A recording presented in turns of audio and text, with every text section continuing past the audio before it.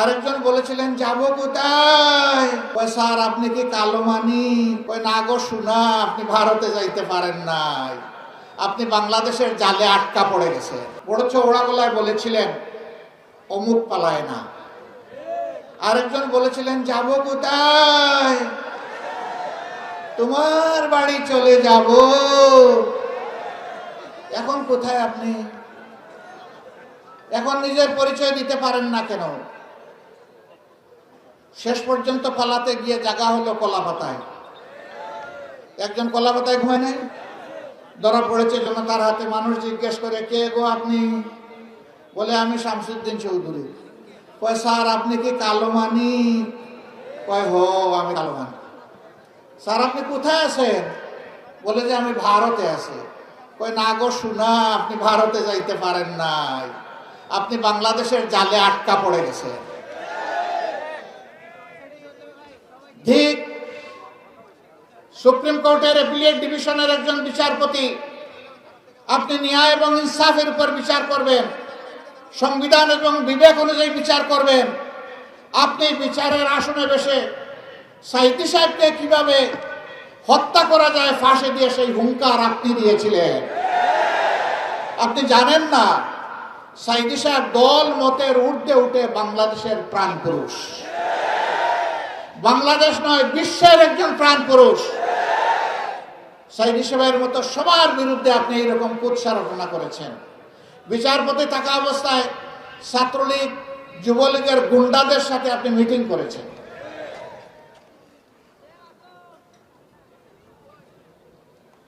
এই ছিল শেখ হাসিনার অবস্থা, তার সরকারের অবস্থা। তারা বলো বাংলাদেশকে তারা উন্নয়নের মহাসড়কে এনে হাজির করেছে, বাংলাদেশ উন্নয়নের রোল মডেল। মহাসড়ক খুঁজে পাওয়া না গেলেও রোল মডেল পাওয়া গেছে। এই কিছুদিন আগে আপনারা দেখেছেন মিডিয়ায় শেখ হাসিনার বোনের মেয়ে টিউলিপ, ইংল্যান্ডের সৌভাগ্যক্রমে সে একজন মন্ত্রী হয়েছিল। এখন রূপপুর পারমাণবিক কেন্দ্রে সে এবং তার পরিবার, তার খালা, তার মা আর সে তিনজনে মিলে 57,000 কোটি টাকা চুরি করেছে। এখন তার বিরুদ্ধে সেখানকার তদন্তকারী সংস্থা তদন্ত শুরু করেছে। এই লজ্জা শুধু তাদের নয়, লজ্জা দেশবাসীরও হয়ে গেল। বাংলাদেশ থেকে তারা 26 লক্ষ কোটি টাকা চুরি করে বিদেশে নিয়ে গেছে।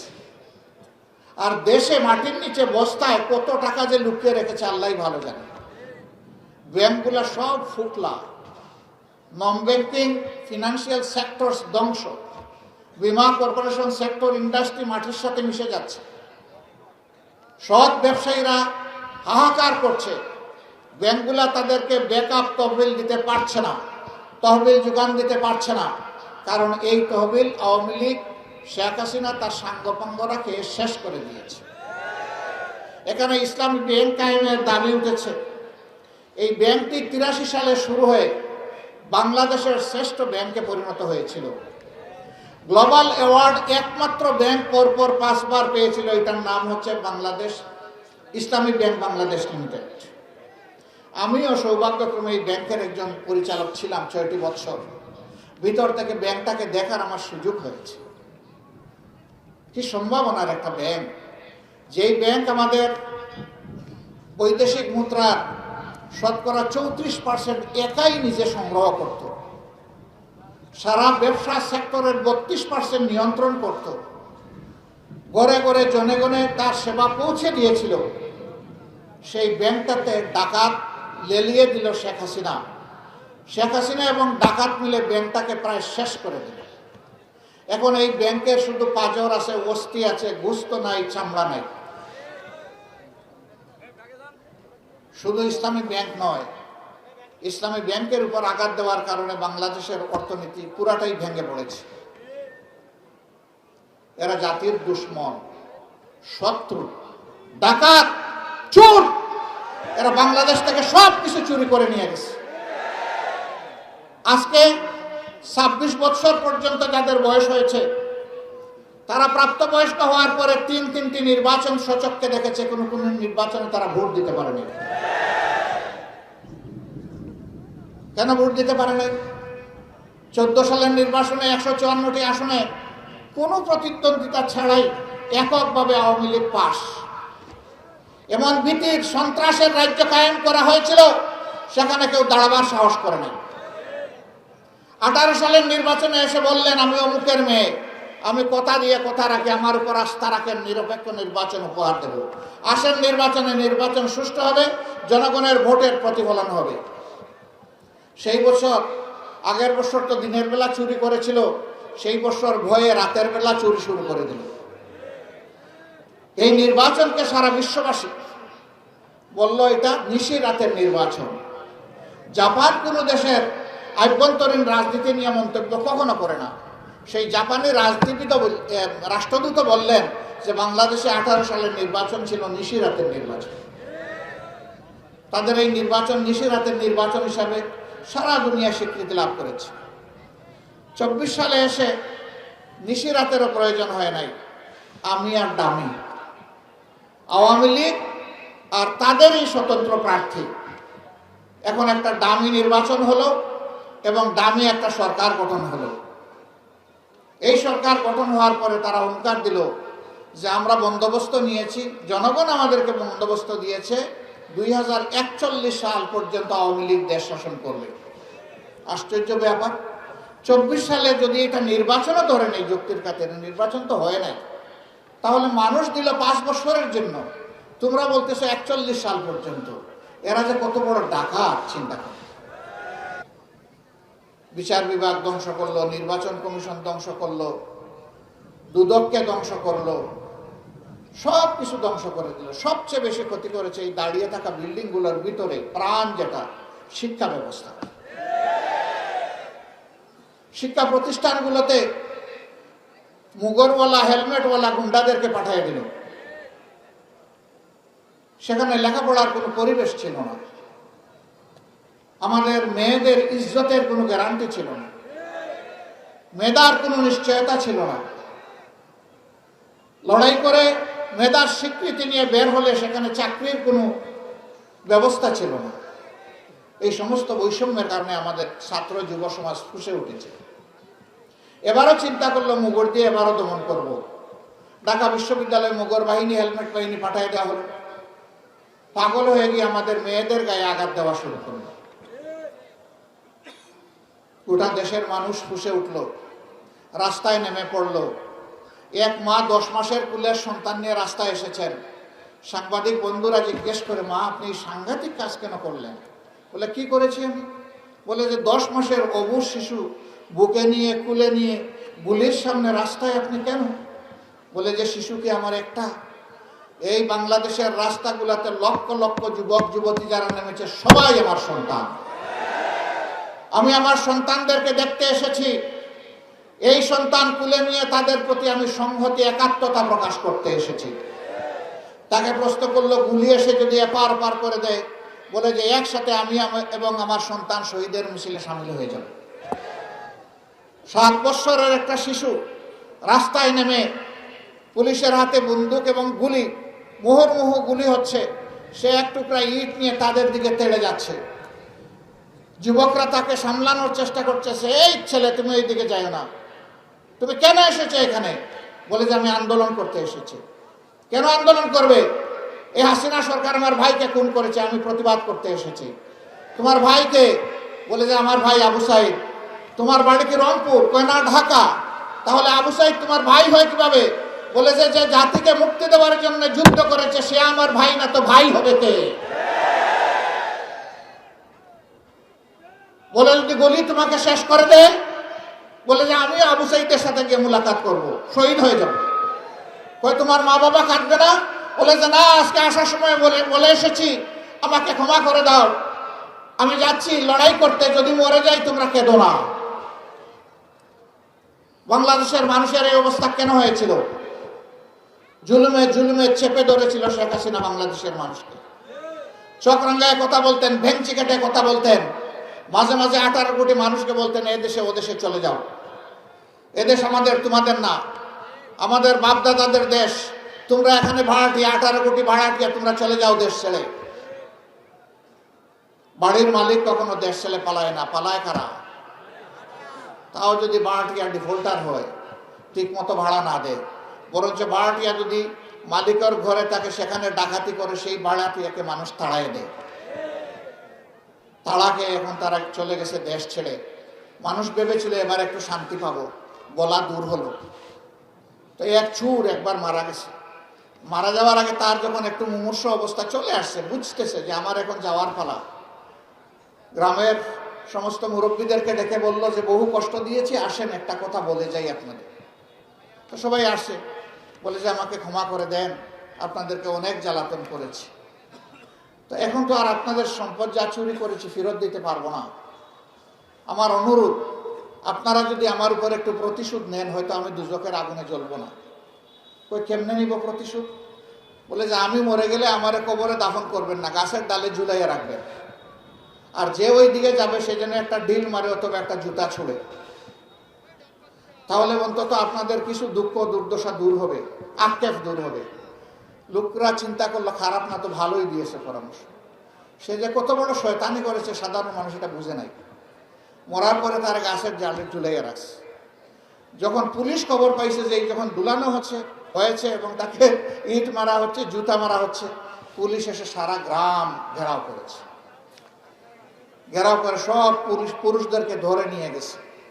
তার মানে হলো যে আমি জীবিত অবস্থায় তোমাদেরকে যেমন তোমাদের শান্তি হারাম করেছিলাম, আমি মরে গিয়েও সেই একই ধারা আমি জারি রাখবো। শেখ হাসিনা বিদায় নিয়েছে, এখন কি দেশটাকে শান্তিতে থাকতে দিচ্ছে? আজকে এই কাণ্ড ওই কাণ্ড ফুসফাস চতুর্দিক থেকে চলতেছে। ভারত আমাদের প্রতিবেশী দেশ, আমরা সকল প্রতিবেশীকে সম্মান করি এবং আমরাও চাই যে আমাদেরকে আমাদের প্রতিবেশীরা সম্মান করুক। আপনারা একজন অপরাধীকে এইভাবে পাহারা দিতে পারেন না, আশ্রয় দিতে পারেন না। আমাদের সরকার চেয়েছে আমাদের হাতে আমাদের অপরাধী ফেরত দেন, এই দেশের আইন অনুযায়ী তার বিচার হবে। আমরা সরকারের কাছে বিচার বিভাগের কাছে আমরা দাবি করব, আমাদের প্রতি অবিচার করা হয়েছে তাদের প্রতি যেন সুবিচার করা হয়। তাদের প্রতি সুবিচার করলে তারা এমন পাওনা পাবে ইনশাআল্লাহ, তাদের জীবনের স্বাদ মিটে যাবে ইনশাআল্লাহ। তারা গুণের দায়ে অভিযুক্ত, খুনের দায়ে অভিযুক্ত, লুটের দায়ে অভিযুক্ত, তারা মানুষকে বেইজ্জত করার দায়ে অভিযুক্ত, চুরি চামারির দায়ে অভিযুক্ত, সকল অধিকার হরণের দায়ে অভিযুক্ত। শেষ পর্যন্ত যখন মানুষকে গুলি করে হত্যা করা হচ্ছে তখন ইন্টারনেট বন্ধ করে দেওয়া হয়েছিল হত্যার আলামত ধ্বংস করার জন্যে। আপনারা দেখেছেন, খুন করেই শেষ নয়, লাশগুলা ট্রাকে উঠানো হয়েছে, পেট্রোল দিয়ে সেখানে আগুন ধরিয়ে দেওয়া হয়েছে। কি নির্মমতা! এগুলার কি বিচার হওয়া লাগবে না? অবশ্যই বিচার হতে হবে, যাতে আগামীতে কেউ ক্ষমতায় এসে ওই রকম দুর্বৃত্ত এবং সন্ত্রাসী না হতে পারে। আগামীতে কি আপনারা কোনো দুর্বৃত্ত এবং সন্ত্রাসীকে ক্ষমতায় দেখতে চান? এই ধরনের লুটেরা, চোর, চাঁদাবাজ, দখলদার কাউকে আপনারা দেখতে চান না। তাহলে আপনাদেরকে আপনাদের অর্পিত দায়িত্ব আল্লাহর পক্ষ থেকে সেটা পালন করতে হবে। আগামী নির্বাচন সুষ্ঠু হওয়া চাই। সুষ্ঠু নির্বাচনের জন্য কতগুলো বাস্তব ভিত্তিক এবং মৌলিক সংস্কার চাই। সংস্কারের সাথে সাথে বর্তমান সরকার যেন নির্বাচনের রোডম্যাপ দেয়। তার আগে রোডম্যাপ দেওয়ার আগে সমস্ত ভোটারের উপযুক্ত বয়স যাদের হয়েছে, পরিণত বয়স হয়েছে, তাদের সকলের ভোটের তালিকা নিশ্চিত দেখতে চাই। আমাদের যে সন্তানেরা তিনটা নির্বাচনে ভোট দিতে পারে নাই, ভোটের প্রতি যাদের ঘৃণা সৃষ্টি হয়েছিল, সেই অধিকার তারা ফিরে পেয়েছে, তারা ফিরে পায়নি, তারা আমাদেরকে ফিরিয়ে দিয়েছে। আমরা তাদেরকে স্যালিউট জানাই। তাদের সকলের ভোট নিশ্চিত করতে হবে, বাড়ি বাড়ি গিয়ে সকলের ভোট তুলতে হবে। আমাদের সাথে বিশ্বের বিভিন্ন দেশে যারা লড়াই করেছে এই মুক্তির জন্যে, তাদের প্রবাসীদের সকলের ভোট নিশ্চিত করতে হবে। যারা বাংলাদেশি প্রবাসী বিশ্বের বিভিন্ন জায়গায় আছে, এই সকলের ভোটের তালিকা সম্পন্ন হওয়ার পরেই নির্বাচন দিতে হবে। তাহলে সকল যোদ্ধা তাদের মতের সঠিক প্রতিফলন ঘটবে ইনশাআল্লাহ। আমরা আরো বলেছি, এই নির্বাচন হতে হবে আনুপাতিক হারে। যে দল যত পার্সেন্ট ভোট পাবে সংসদে, সেই দল তত পার্সেন্ট প্রতিনিধিত্ব করবে। এতে করে 1% ভোটও যদি কোনো দল পায়, সেই দলের যোগ্য লোক থাকলে তারাও গিয়ে সংসদে প্রতিনিধিত্ব করবে ইনশাআল্লাহ। কারো হাতে, কোনো নির্দিষ্ট দলের হাতে দেশ এবং ভোট, এই দুইটা জিম্মি আর হওয়ার আশঙ্কা থাকবে না। এই জন্য আমরা চাই যে আনুপাতিক হারেই সেই নির্বাচনটা হোক। আপনারাও কি তা চান? সম্মানিত কয়রাবাসী, আপনাদের পক্ষে আপনাদের নেতা জনাব মৌলানা আবুল কালাম আজাদ তিনি কিছু দাবি পেশ করেছেন। আমরা আপনাদেরকে কথা দিচ্ছি, আল্লাহ রাব্বুল আলামিন যদি আমাদের হাতে এই দেশের সেবা করার দায়িত্ব তুলে দেন, তাহলে ইনশাআল্লাহ দাবি আমাদের কাছে করতে হবে না। সরকারের দায়িত্ব হবে খুঁজে বের করা কোন এলাকা কত বেশি পিছিয়ে নয় এবং অনুন্নত, কোন এলাকার সমস্যা কত বেশি, অগ্রাধিকারের ভিত্তিতে সেই সমস্যার সমাধান করা হবে সরকারের দায়িত্ব। আমি কথা দিয়ে যাচ্ছি, আল্লাহ তাআলা যদি আমাকে বাঁচিয়ে রাখেন এবং আমাদের মাধ্যমে যদি আল্লাহ সেবা করার এই দেশবাসীর তৌফিক দেন, ইনশাআল্লাহ এই দাবি নতুন করে আর আপনাদের তুলতে হবে না, এর সমাধান হবে ইনশাআল্লাহ। আর যদি অন্য কোনো দলকে আল্লাহ তাআলা দেশ পরিচালনার সুযোগ দেন, তাহলে আপনাদের সাথে আমরাও হাত উঁচু করে একসাথে দাবি আদায়ের জন্য লড়াই করবো ইনশাআল্লাহ। বর্তমান সরকার কতটুকু পারবে জানি না, তাদের সময় মেয়াদ খুব বেশি না, স্বল্প সময়। তাদের কাছে আমাদের দাবি থাকবে, অন্তত পক্ষে যেই বেড়িবাঁধ দুঃখ হয়ে স্থায়ী দুঃখ হয়ে আছে এই এলাকাবাসীর, তাতে অন্তত হাতটা আপনারা দেন, এক থেকে একটা পরিকল্পনা এটা পাশ করেন। আপনারা হাত দিলে পরবর্তী সরকার এসে এটা ইনশাআল্লাহ সমাপ্ত করবে, পূর্ণাঙ্গ করবে। আর যদি আপনাদের টাইমে পারেন ভালো, আমরা আপনাদেরকে মোবারকবাদ জানাবো, না পারেন আপনারা শুরু করে যান। সম্মানিত ভাই ও বোনেরা, আপনারা কষ্ট করে এসেছেন আমাদের কথাগুলো শোনার জন্য। কি জন্যে, আমরা কি করব, আগামীতে কি করতে চাই, আমরা আমাদের সন্তানদের স্বপ্ন পূরণ করতে চাই। তারা বলেছে বৈষম্যহীন সমাজ চাই, আমরাও বৈষম্যহীন সমাজ চাই। তারা বলছে আমরা ন্যায় বিচার নির্ভর একটি সমাজ চাই, দেশ চাই, আমরা বলছি সেই ন্যায় বিচার কায়েম করার জন্যই আমাদের সমস্ত লড়াই। তারা বলেছে আমরা চাঁদাবাজ মানি না, দখলদার মানি না, আমরাও তাদের সাথে হাত মিলিয়ে বলছি আমরাও চাঁদাবাজ রাখবো না এবং দখলদার রাখবো না। এই বাংলাদেশকে চাঁদাবাজ এবং দখলদার মুক্ত আমরা করবো ইনশাআল্লাহ। এমনকি আমাদের কেউ যদি এই ব্যাপারে দুর্বৃত্তপনা করে, তারেও আমরা ছাড় দেব না। এখানে চাঁদাবাজের কোনো অস্তিত্ব রাখা হবে না। আপনারা দোয়া করবেন আমরা আগামীর বাংলাদেশ যেন আমাদের যুবকদের হাতে তুলে দিতে পারি,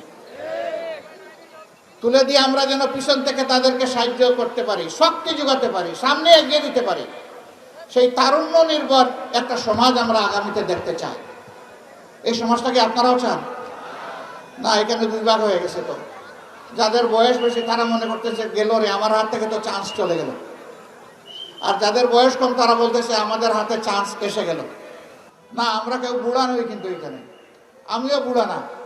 আমার চুল সাদা, ব্রু সাদা, দাড়ি সাদা, কিন্তু আলহামদুলিল্লাহ আমার কল হলো যুবক কল। আলহামদুলিল্লাহ আমি আমার আল্লাহকে বলেছি, আল্লাহ আমি বুড়া হতে চাই না।